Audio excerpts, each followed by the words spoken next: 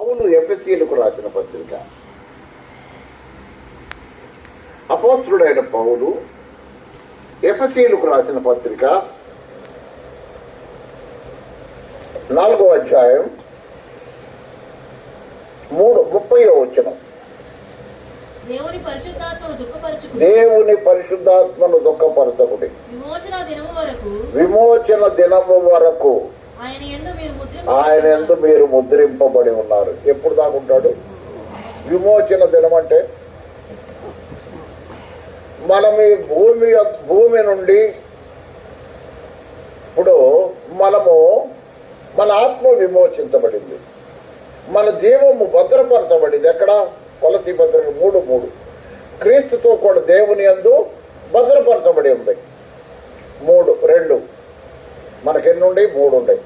ఆత్మ విమోచించబడింది, జీవము భద్రపరచబడి, జీవము రక్తము ప్రాణము భద్రపరచబడింది. ఎక్కడ? దేవుని ఎదుట. క్రీస్తుతో కూడా దేవుని ఎదుట భద్రపరచబడింది. అంత మాత్రమే కాదు, ఇప్పుడు శరీరము విమోచన కొరకు మనం చూస్తున్నాం. ఈ శరీరం నుండి కూడా మనం విమోచించబడతాం. శరీరం ఇంకా విమోచించబడాల, మన శరీరంలోనే ఉన్నాము. కాబట్టి శరీర విమోచన దినం ఒక దినం ఉంది. ఆ దినము వరకు మనము పరిశుద్ధాత్మ చేత ముద్రింపబడ్డాం. ఎఫెసీ పత్రిక 1:13.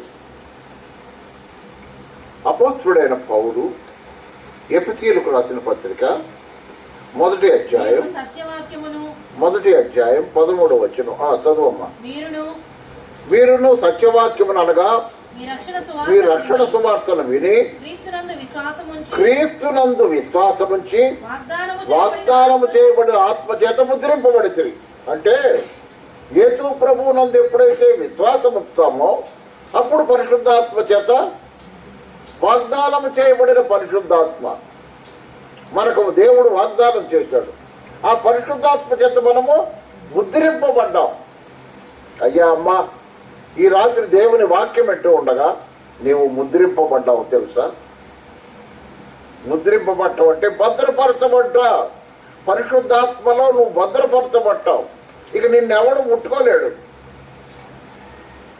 పరిశుద్ధాత్మ చేత నువ్వు ముద్రింపబడ్డావు. అంత మాత్రమే కాదు, 14వ వచనం. దేవుని మహిమకు కీర్తి కలుగుటకై ఆయన సంపాదించుకున్న ప్రజలకు విమోచనము కలుగు నిమిత్తము ఈ ఆత్మ అంటే పరిశుద్ధాత్మ మన స్వాస్థ్యమునకు సంచకరువుగా ఉన్నాడు. స్వాస్థ్యం అంటే ఆస్తి. మనకు పరలోకములు ఆస్తుంది. ఇక్కడ నీకు ఆస్తి ఉందా? నాకు లేదు.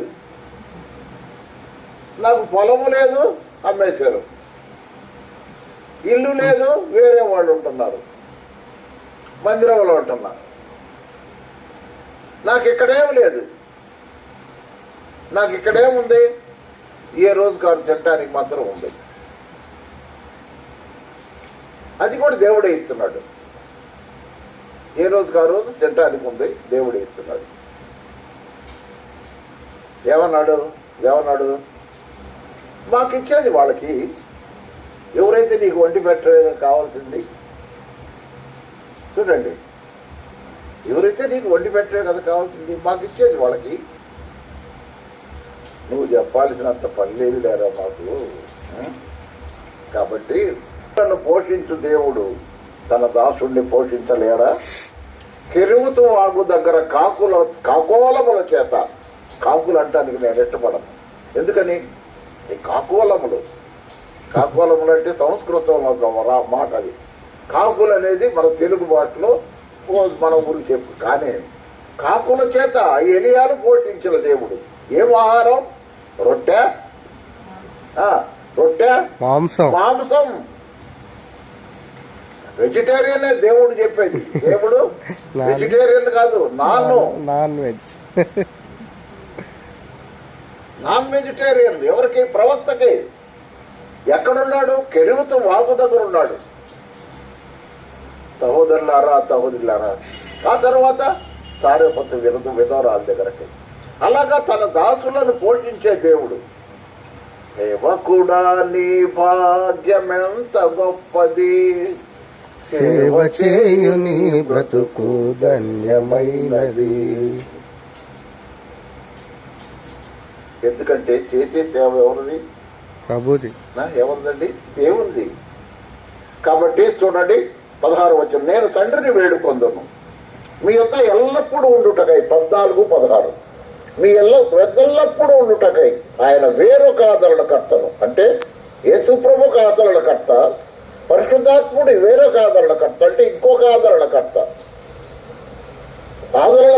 అనగా ఎవరైనా అక్కడ చెప్పు, సత్యస్వరూపియగు ఆత్మ. నాలాగా నీ కనపడేవాడు కాదు అమ్మా, యేసు ప్రభులాగా కనపడేవాడు కాదుట. సత్యస్వరూపియగు ఆత్మ. సత్యములకు స్వరూపం ఎవరంటే పరిశుద్ధాత్మ. యేసు ప్రభు ఒక సత్యస్వరూపి, పరిశుద్ధాత్ముడు వేరొక ఆదరణకర్త, ఆయన కూడా సత్యస్వరూపిగా ఆత్మ. సత్యస్వరూపిగా ఆత్మ. యేసు ప్రభు కనపడేవాడుగా వచ్చాడు. నేనే మార్గమును సత్యమును అన్నాడు. ఆయన కనపడేవాడుగా కనపడ్డాడు. ఇప్పుడు వచ్చేవాడు అట్లా ఎటువంటి ఆయన? ఇప్పుడు మన మధ్య ఉన్న ఆయన ఎవరు? సత్యస్వరూపేగు ఆత్మ. ఆత్మను మీకు అనుగ్రహించును. ఎవరికి? మనకే, నమ్మిన వాళ్ళకి. విశ్వాసము, యేసు ప్రభువునందు విశ్వాసముంచిన వారికి పరిశుద్ధాత్మ అనుగ్రహించబడ్డాడు. నమ్మని వాళ్ళకు కాదు. లోకము ఆయనను చూడదు. పదుకు వెంటనే చెప్తున్నాడు చూడండి. లోకం అంటే నమ్మినోళ్ళ నమ్మనోళ్ళ? నమ్మనోళ్ళైనా లోకం ఆయనను చూడదు, ఆయనను ఎరుగదు కూడా. కనుక ఆయనను పొందనేరదు. ఆయనను చూడాలా, ఆయన ఎరుగాలా, ఆయనను పొందాలా. ఆయనను చూడాలా, ఆయనను ఎరుగాల, ఆయనను పొందాల. ఎవరు పొందుతారు? ఎవరు యేసు ప్రభువుని నమ్ముకుంటారో వాళ్ళు ఆయన చూస్తారు. ఎవరు యేసు ప్రభువుని నమ్ముకుంటారో ఆయన ఎరుగుతారు. ఎవరు యేసు ప్రభువుని నమ్ముకుంటారో వారు పొందుతారు. అమ్మా వింటున్నావు ఈ మాట? మూడు సంగతులు చెప్పాయి. ఏంటి? ఎవరు యేసు ప్రభువుని నమ్ముకుంటారో వారు చూస్తారు. ఎవరు యేసు ప్రభువుని నమ్ముకుంటారో వాళ్ళు ఎరుగుతారు. ఎవరు యేసు ప్రభువుని నమ్ముకుంటారో వాళ్ళు పొందుతారు. ఎవరిని? పరిశుద్ధాత్మను. మీరు ఆయనను ఎరుగుదురు. నన్ను నమ్మిన వారు గనక మీరు ఆయనను ఎరుగుదురు. ఆయన మీతో కూడా నివసించును. పరిశుద్ధాత్ముడు మీతో కూడా నివసించును, మీలో ఉండును. మీతో కూడా నివసించును, మీలో ఉండును. అంటే మీతో అంటే మనతో ఉంటాడు, మనలో ఉంటాడు. గమనించారా? ఈ మాట మనం గమనిస్తే ఒకసారి 2వ కొరింథీ పత్రిక చూడు. అపోస్తులుడైన పౌలు కొరింథీలకు రాసిన 2వ పత్రిక 13వ అధ్యాయం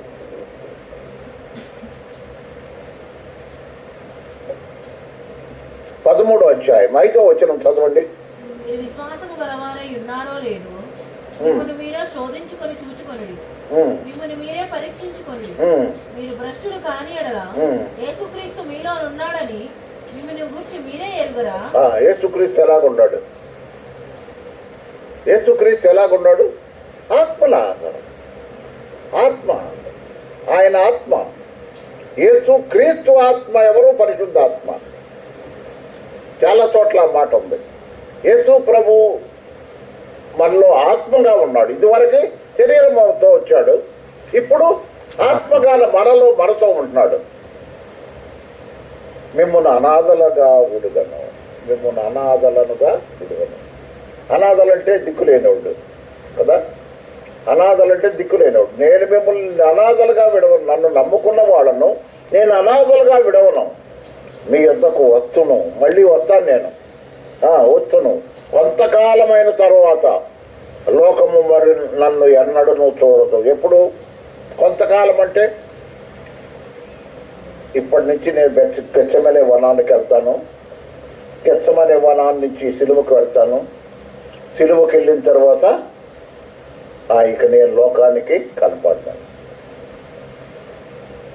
అర్థమైందా మీకు ఆ మాట? నేను గెత్సమనే వనం వరకే వనానికి వెళ్తాం. ఇప్పుడు మనం ఆయన చెప్తున్న మాటలోని అర్థం, గెత్సమనే వనానికి వెళ్తాం, లోకము నన్ను పట్టుకుంటుంది, నన్ను తీసుకెళ్తుంది, నన్ను నేను అప్పగించుకుంటాను, సిలువేస్తారు, చనిపోతాను, చనిపోయిన తర్వాత నన్ను చూడదు, లోకము నన్ను చూడదు. ఎవరు చూడదు? అప్పటి నుంచి ఇక లోకం చూడదు. ఎవరు చూస్తారు? నమ్మిన వాళ్లే చూస్తారు. ఎందుకు? నమ్మిన వాళ్ళు కనబడితే ఇతరులకు చెప్తారు. నమ్మిన వాళ్ళకు కనపడితే ఇతరులకు చెప్తారు. నమ్మని వాళ్ళకు కనపడితే దెయ్యం అనుకుంటారు. అంతే కదా? నమ్మని వాళ్ళకు కనపడితే యేసు ప్రభు దెయ్యం అంటారు కదా. కాబట్టి యేసు ప్రభు దెయ్యం లాగరాడు. ఇదిగో ఆయన శరీరము, ఇదిగో మాంసము, ఇదిగో ఎముకలు, మహిమ దేహములో ఉండి అన్నాడు. ఏమన్నాడు? మహిమ దేహములో ఉండి ఇదిగో ఎముకలు, ఇదిగో కండరాలు, మాంసములు.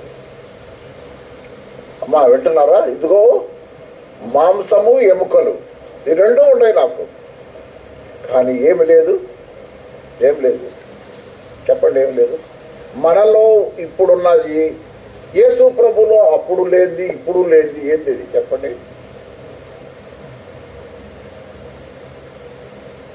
మనలో ఏముంది? ఆత్మ, జీవము, లేక రక్తము, ప్రాణము, శరీరం. యేసు ప్రభు మహిమ శరీరంతో లేచిన తర్వాత ఏముంది?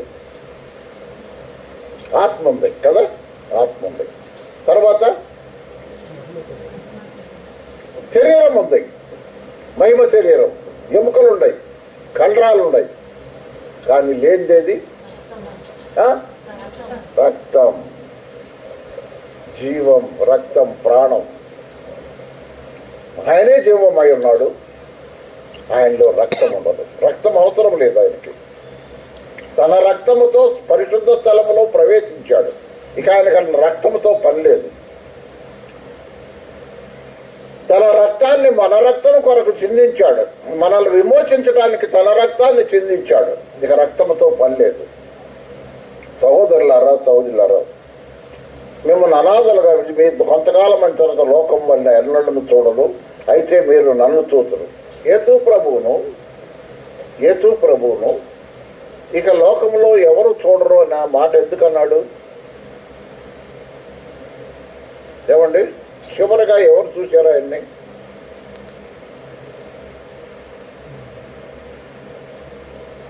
మాట కొరింది 15వ అధ్యాయం, 15వ అధ్యాయం 6వ వచనం, 5వ వచనం, 4వ వచనం, 4 నుంచి చదవండి.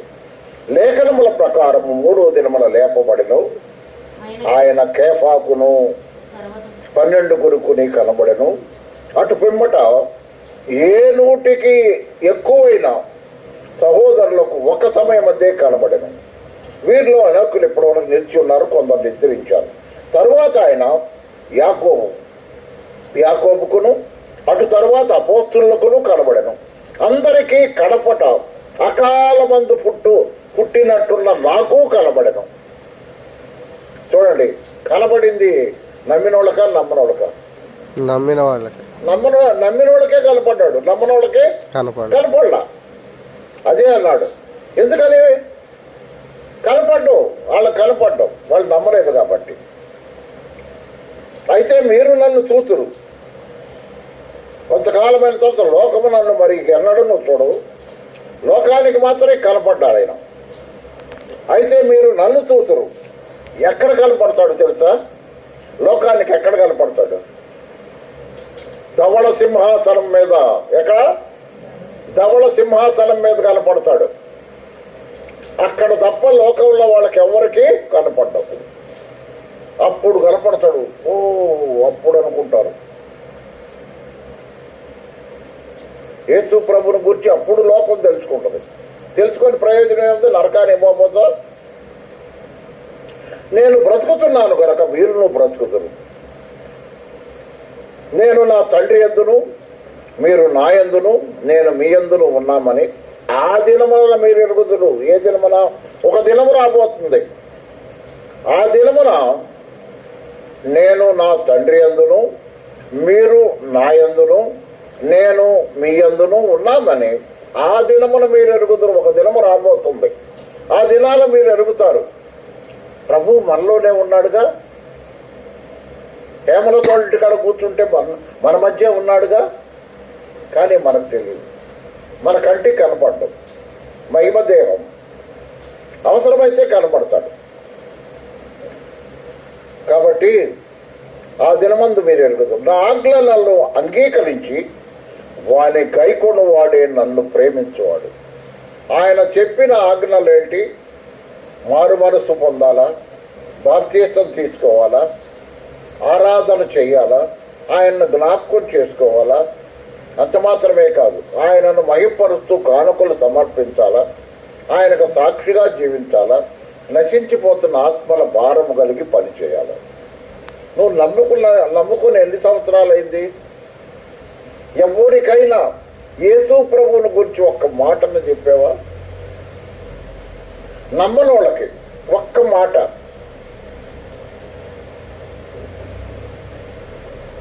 మనకిచ్చిన బాధ్యతలు కొన్ని ఉంటాయి ఉద్యోగాల్లో. వాటిని గురించి జనానికి చెప్పడానికి అంత ఉత్సాహంగా చెప్తాం. ఏందమ్మా మీ ప్రాజెక్టు పథకం, మీ ప్రాజెక్టు మీ పథకం ఏంది? దాన్ని అందరికి చెప్పని మీ అధికారులు మీకు చెప్తారు. దేవులాడుకొని చెప్తాం కదా. ఎందుకు? ఉద్యోగం. ఇది కూడా ఉద్యోగమే. యేసు ప్రభు ప్రతి విశ్వాసికి ఇచ్చిన ఉద్యోగం ఏంటి? నన్ను గూర్చి చెప్పండి, నన్ను గూర్చి చెప్పండి, నేను ప్రేమిస్తున్నానని చెప్పండి, నేను వాళ్ళ కొరకు ప్రాణం పెట్టానని చెప్పండి, నేను వాళ్ళ కొరకు చనిపోయానని చెప్పండి, నేను వాళ్ళ కొరకు మరణము జయించి లేచానని చెప్పండి, నా రక్తము ద్వారా పాప క్షమాపణ అని చెప్పండి. చెప్తున్నావా? నాకు ఒక విషయం ఇప్పుడు జ్ఞాపకం వస్తుంది. ఆమె ఇప్పుడు లేదు. జాన్ డేవిడ్ గారి భార్య సత్యవేదమ్మ గారు. సత్యవేదమ్మ గారు మొట్టమొదట సత్రం అని ఉంది. ఇక్కడ విశ్వనాథ్ థియేటర్ దగ్గర సత్రం ఉందట. నాకు తెలియదు, చూచానో లేదో గుర్తులేదు. ఆ సత్రంలో అప్పట్లో హాస్పిటల్ పెట్టిందాము. హాస్పిటల్ పెట్టి 10 రూపాయలు ఏమో ఓపీ ఛార్జీ ఎంతో నాకు తెలియదు, బాగా గుర్తులేదు. ఆ ఓపీ ఛార్జీ 10 రూపాయలు. ఆమె ఎంబీబీఎస్ చదివింది. అప్పుడు రాజరత్నం గారు కూడా ఉన్నాడంట. అయితే అమ్మా వింటున్నారా? అయితే వచ్చిన వాళ్ళకి ట్రీట్మెంట్ చేస్తుంది, బాగా చేస్తుంది ట్రీట్మెంట్. వెళ్ళేటప్పుడు వాళ్ళ చేతిలో, ప్రతి ఒక్కళ్ళ చేతిలో ఒక యేసు ప్రభువును కూర్చిన ట్రాక్ ఉంటుంది. ట్రాక్ అంటే ఏంది? పత్రిక. ప్రతి ఒక్కళ్ళకి ఇస్తుందట. తన దగ్గరకు వచ్చిన పేషెంట్లు అందరికీ ఇస్తుందట. చూసావా? ఆమె చేసేది ఏంది? వైద్య వృత్తి. వైద్య వృత్తిలో కూడా ప్రజలను ఆకర్షించి ప్రజలకు తన వైద్యం ద్వారా వాళ్ళకు వైద్యం చేస్తూ యేసు ప్రభువుని గురించి పత్రిక చెప్పి, ఒక మాట చెప్పి, అమ్మ యేసు ప్రభువుని నేను ప్రేమిస్తున్నాడు, ఇది ఈ పత్రిక చదివించుకో అని చెప్తే, అమ్మో డాక్టర్ గారు చెక్కిందని ఇంటికి తీసుకెళ్ళి చదువు రాకపోయినా, ఒకవేళ చదువు వస్తే చదువుకొని, చదువు రాకపోయిన పిల్లల చేత చదివించుకుంటారు. మళ్ళీ పోయినప్పుడు ఒకవేళ ఆమె అడిగిద్దేమోనని చదివించుకుంటారు. కాబట్టి సహోదరులారా గమనించారా? ఒక డాక్టర్ గారే తన వైద్య వృత్తి చేసుకుంటూ యేసు ప్రభువుని గురించి చెప్తుందంటే, మరి నువ్వు ఉద్యోగం చేస్తున్నావుగా, నీ ప్రాజెక్టుల గురించి నువ్వు చెప్తున్నావుగా, నీ ఉద్యోగాన్ని గురించి నువ్వు చెప్తున్నావుగా, నీ ప్రభుత్వం వాడు చెప్పమన్నాయని చెప్తున్నావుగా, యేసయ్యను గురించి చెప్తున్నావా?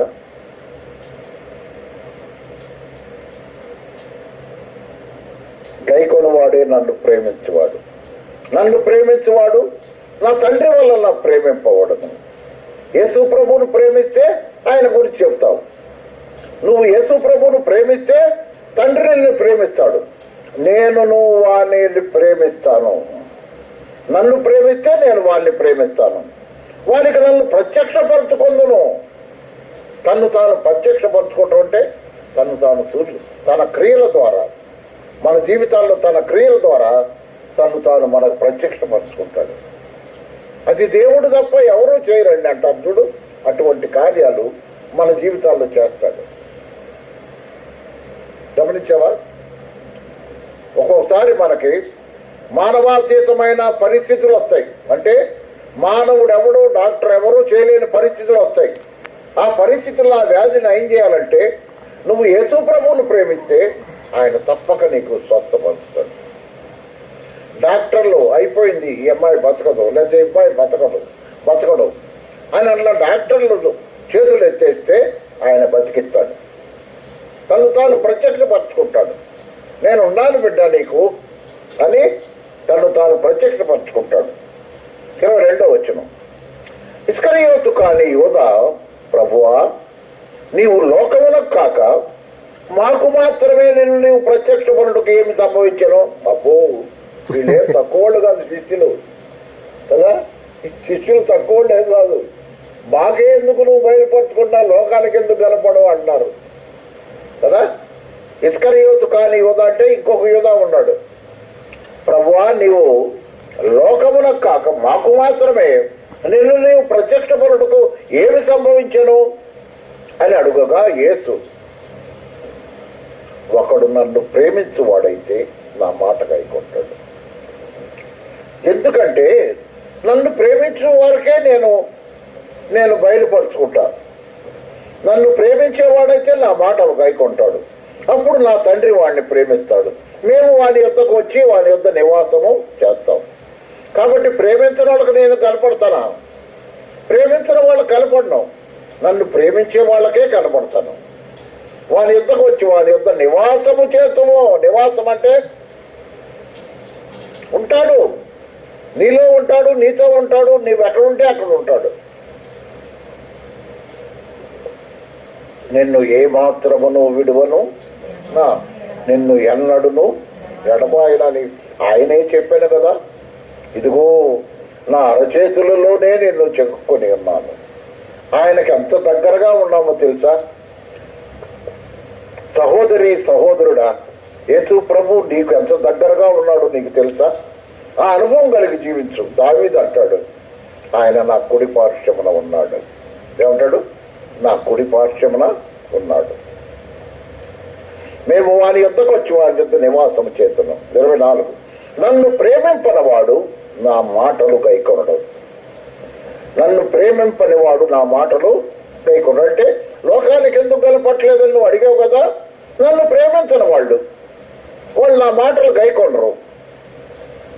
మీరు వినుతున్న మాట నాది కాదు, నన్ను పంపిన తండ్రి. కాబట్టి నన్ను ప్రేమించే వాళ్లకు, నా ఆజ్ఞలు గైకొనే వాళ్లకు, నా మాట వినే వాళ్ళకే నేను కనపడతా. వినని వాళ్ళకి నేను ఎందుకు కనపడాలి? నేను మీ యొద్ద ఉండగానే ఈ మాటలు మీతో చెప్పాను.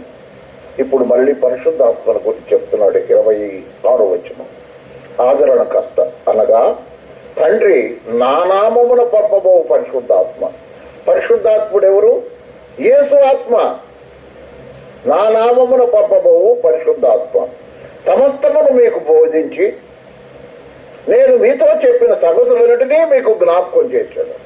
ఇప్పుడు నేను మాట్లాడుతున్నానంటే నాకు మాటలు జ్ఞాపకం చేస్తున్నవాడు పరిశుద్ధాత్మ. నాకు జ్ఞాపకం రావు. ఈ వృద్ధాప్యంలో ఉన్న నాకు మతిమరుపు ఎక్కువ. కానీ దేవుని మాటలు జ్ఞాపకం చేసేవాళ్ళు ఎవరు? ఈ మధ్య ఆ మాట అంటలేదు మనవాళ్ళు అని అనుకుంటాను. అనే మాట చాలా మంది ఇదివరకు అనేవాళ్ళు. నేను చెప్పాను కానీ నువ్వు మర్చిపోయి ఉంటావు. అమ్మో నా మీద వేసారా బాబు బాణం అనుకునేవాళ్ళు. కానీ ఇప్పుడు అంటారు ఆ మాట. గమనించారా? ఎందుకని పరిశుద్ధాత్ముడు నాలో ఉండి నాతో ఉండి సంగతులు, ఆయన సంగతులు చెప్పడానికే నాకు, మిగతా లోకంలో సంగతులు కాదు. కాబట్టి సమస్తమును మీకు బోధించి నేను మీతో చెప్పిన సంగతులన్నింటినీ మీకు జ్ఞాపకం చేయను. సమాధానము మీకు అనుగ్రహించి వెళుతున్నాను. నా సమాధానమే మీకు అనుగ్రహించుతున్నాను. ఎట్లా పొందుకుంటాం? ఎట్లా పొందుకుంటాం? దేవుని సమాధానాన్ని మనం ఎట్లా పొందుకుంటాం? ఫిలిప్పీ పత్రిక అపోస్తలుడైన పౌలు ఫిలిప్పీలకు రాసిన పత్రిక 4వ అధ్యాయం 6-7 వచనాలు.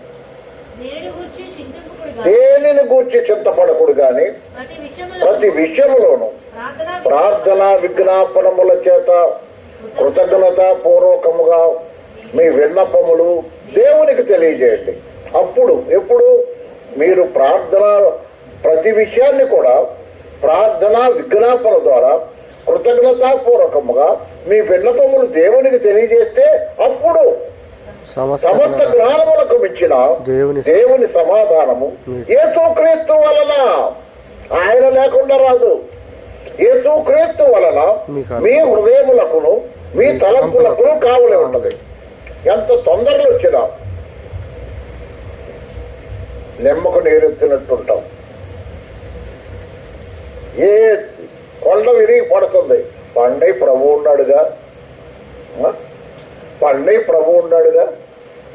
అది ఆయన సమాధానం మనకుంది కాబట్టి మనం దేనికి అందుకని వెంటనే ఏమన్నాడు చూడు, మీ హృదయములను కలవరపడనీయకుండి, లోకం ఇచ్చినట్టుగా నేను అనుగ్రహించట్లేదు, వెరవనీయకుండా నేను వెళ్ళి మీ వద్దకు వస్తాను. మీతో చెప్పిన మాట మీరు వింటారు కదా, తండ్రి నాకంటే గొప్పవాడు గనక మీరు నన్ను ప్రేమించినడలా నేను తండ్రి వద్దకు వెళుతున్నానని మీరు సంతోషిస్తారు. యేసు ప్రభువును ప్రేమించిన వాడు యేసు ప్రభు తండ్రి దగ్గరికి వెళ్తున్నారంటే సంతోషిస్తారు. ఎందుకు? పరిశుద్ధాత్ముడు వస్తాడని, ఎల్లప్పుడూ ఉండే పరిశుద్ధాత్ముడు వస్తాడని, మనలో ఉండేవాడుగా వస్తాడని. ప్రేమించిన నేను తండ్రి వద్దకు వెళుతున్నానని మీరు సంతోషించరు. ఈ సంగతులు సంభవించినప్పుడు మీరు నమ్మవలెనని అది సంభవింపక మునిపే మీతో చెప్తున్నాను. ఎవరు?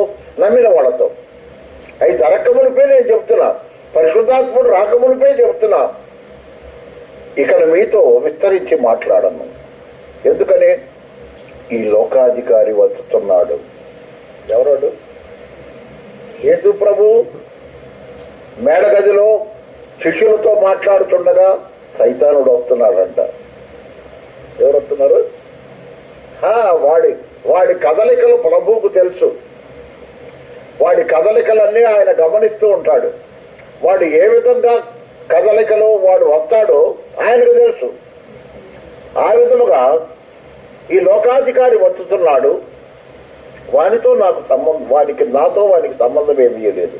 అయినను నేను తండ్రిని ప్రేమించుతున్నాను కానీ లోకము తెలుసుకున్నట్లు తండ్రి నాకు ఆజ్ఞాపించినది నెరవేర్చుటకు నేను ఈ లోకానికి నేను ఇలాగు చేయుచున్నాను.